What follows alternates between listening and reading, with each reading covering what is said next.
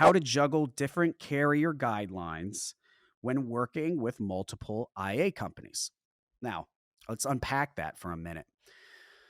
If you're an independent adjuster, I say this over and over again.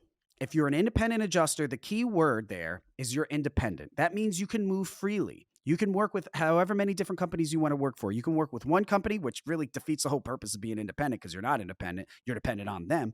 Or you can be an independent working for 10 different companies. That's what you want to do because when you're working with 10 different companies, if one company drops off, they lose their contract with their client, you still have 9 other companies. You're fine. That ninth company, you may hate working with them. That eighth company, they may switch to a different QA reviewer. Now you're working with a different supervisor now, and this supervisor sucks, and you don't even want to work with them. They don't even pay you that well compared to the other 7 people that you're working with. So you really just like to ditch them. You have that flexibility there when you're working for so many different companies. You can ditch them and just be on the lookout for the next company to come along, and maybe they'll pay better and they got better personnel in there, and it's a much more enjoyable experience. And now when you look at your clients, when you look at the totem pole of your clients, now you're improving your clients because you're ditching the ones you don't like as you find ones you do like. And so that you're constantly elevating the quality of clients that you have. So when you do have 10, inherently, you're going to be facing this difficulty because all 10 of those companies, odds are, all 10 of those companies, they're going to want things done a different way. And it is your job as a professional to be able to facilitate that, to be able to deliver the product that they're expecting in the way that they're expecting it to be delivered. Now, the best case that you can have, and again, this comes with working that totem pole, is when you begin to work with clients that will accept the product just the way you prepare it. They're not going to give you a bunch of guidelines to follow. They just say, hey, listen, standard timeline procedures, get out there, get us a report back very quick. And you're already quick at that. And just write up for damage. Write this report. We are confident in the way that you write. Here's a template. Write up your report, send it back to us. We're not going to dog you on the way that you estimated it. Just estimate it fairly. Those are going to be the best companies that you work with, and those are companies you want to load up. If you can get 10 of those companies, God bless you. But odds are you're probably not going to be able to. But you're not going to have any. You're most likely not going to have any unless you continue to be on the look for them. So let's get back to it.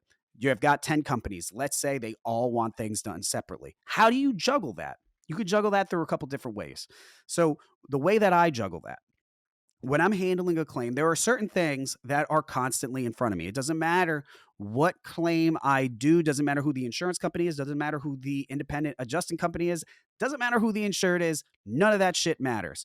But what are the things, what I focus on, or what are the things that are constant, that are always in front of me? Now, I always have the same sort of scope sheet, the same piece of paper, sort of the same style piece of paper in front of me, and that's the piece of paper that I draw my little sketches on, that I might put some notes down and things like that. If you go to adjusteruniversity.com, you'll probably find it on there.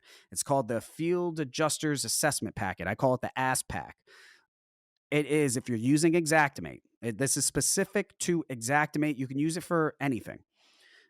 It's going to self-populate the policyholder's name at the top, the address, all these sorts of things. And I put on there the fee schedule so I know ahead of time what I'm going to get paid for that. I don't have to look back at my file note, online. I already have it right on there. Oh, I wrote up an $11,000 estimate. Hey, 10 to 15, I get paid this amount. Go ahead and book it. I don't have to look anywhere else. It's right there in front of me. Now, on that same piece of paper, now what I do, we got a fee schedule on there. That means that if I work for even the same adjusting company, but for a different carrier, that fee schedule is probably going to be different. So I need to be able to have multiple different types of these assessment packets, and I just load them into Xactimate. So if I'm working for ABC Claim Service and they've got State Farm as a client, I know that I have a ABC Claim Service State Farm assessment packet. And when I create that file in Xactimate, I'm going to open that up, and it's going to have all their information on there. And included in that, I'm going to have pre-written on there any of the differences, any of those nuances that I'm not particularly used to doing. That's not a part of my typical repertoire, because you're going to form, as you keep going on, you're going to form like a typical repertoire of things, a typical level of quality. And that it's that level of quality, that product, that is the product that you would deliver if there were no rules. But sometimes when there are rules, it's things a little different. You got to remember these things. So on that piece of paper is where you can start. Now, typically on that piece of paper, that's where I'm going to put things that I need to remember while I'm out there in the field, because that piece of paper is going to be with me while I'm on the field. For instance, it might be an insurance carrier that wants you to take all, no matter what type of claim it is, they want you to take photographs of each directional elevation. So they want you to take, it doesn't matter if it's a dishwasher leak inside and the outside of the house had nothing to do with it. They want you to take a picture of the front, right, rear, and left of the building. Okay. I need to be able to remember that when I'm out there, or else they're going to be pissed, or else it's going to look poorly on the quality of my product and they're going to look towards somebody else. And obviously, I don't want that, not yet at least. So I'm going to put that on the assessment packet right on there, so that when I'm looking at that, when I'm out in front of the house and I'm looking at my piece of paper, I say, oh, I got to take front, right, rear, left. This is one of those claims. Okay, I'll do that. Maybe there's a survey that I need to do. If there's a survey that you need to get done, what I can do is attach that to the assessment packet. I worked with a carrier at one point where they always wanted their policyholder to complete a survey while you're on site. And they gave us a Word document of that survey. And the idea was you take that, open it up, print it a bunch of times, and keep it in your truck. All right. But once you get out there, you got to fill your name in, you got to fill their name in, you got to fill out a bunch of things. I don't want to do all that myself. I don't want them to do all that because that shit takes time. So what I would do is I would use the Xactimate tokens to fill in their names and address and all that sort of stuff automatically. And I would import that Word document as a second page inside of my assessment packet. So when I'm printing out my assessment packet, it automatically prints that out as well. And half of it's already done for them. So, and now once I'm out there at the claim, I already have two pieces of paper. So I know to hand them one so they can complete that and get it back to me. Now, once you get done with all that, the next step, you're going to have to write it up. You're no longer in the field. You are at the computer, you're at your laptop, you're in the coffee shop. Now you're actually putting the estimate together. Some of these insurance carriers are very, very picky about how they want their estimates written. So another thing that we do, this one's more expensive, but we sell at Adjuster University. It's a part of our software training program now. We don't sell this on its own typically or ever anymore. The six-figure macro. I'll speak in terms of the six-figure macro, but honestly, as long as you have some sort of similar macro, it doesn't matter. What the six-figure macro is, it's basically a template estimate. It is an estimate. So inside of that estimate, there are some mock rooms, I guess you can call them. And those mock rooms have all these line items that are going to be right there in front of you as you're putting an estimate together. Now, that's not all that it could do. So what I do inside of the six-figure macro, the way it works, it's a sample estimate. And when I'm in an actual file, I can import that sample estimate into the file that I'm working on.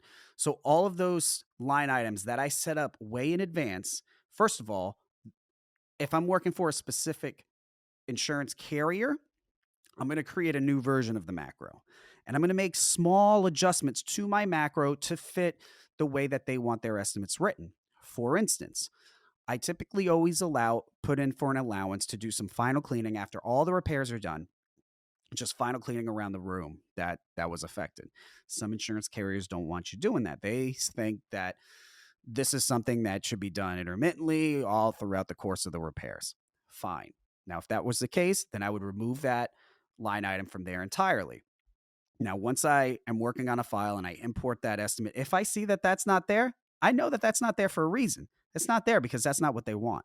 Same goes for what I had said about water mitigation related line items, to WTR line items. Some of insurance companies, they don't want that.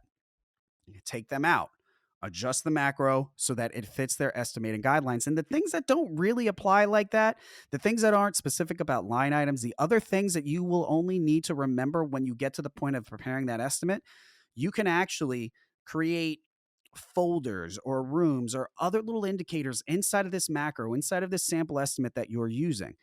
So the best way I can explain it is this.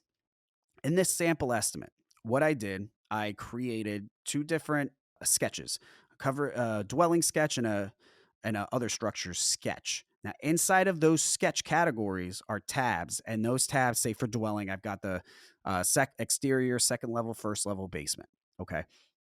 Now, when you go over to estimate items and you're looking at everything, at the very bottom, are all the line items, and those line items are found inside of folders. You can create folders inside of Xactimate in the estimate line items. So all I did was I put all the line items that I would use in dry rooms, like a living room or like a bedroom. All of those commonly used line items are inside of a folder just named living/bedroom. Similar, wet rooms, kitchens, bathrooms, laundry. Same thing, different line items slightly. There's some different ones included in there. That's in its own folder as well. Now, what you could do is just create another folder, things to remember. This is already in the six figure macro, things to remember. And then put name folders after that. The name of those folders can act as your notes, because as you develop your estimate, as you're building your estimate, it's going to be right there on the same screen. So if you know that every one of this carrier's specific estimates that they want an insured to value report with it, rather than waiting for somebody to come back and say, hey, you forgot to give us the insured to value report, just have that included as a little folder. That way you look at it and you say, I remember now, I got to do one of those little reports. So to sum everything up, you have to figure out what is going to be in front of you. Never rely on your memory. It's not feasible, because even if somehow you think that you memorized 10 different estimating guidelines, 10 different SOPs throughout the year for all these different people that you're working with, you're going to make a mistake. And those mistakes accumulate. And as those mistakes accumulate, people like me, smarter people, are going to come in and take your clients away from you, because our mistake rate is going to be less. And it is less because we have less trust in ourselves and our own memory.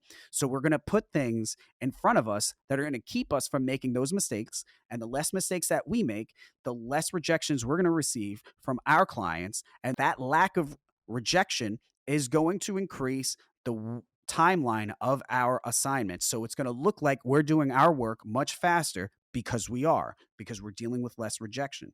We're an easier person to work with compared to the person that's not doing that.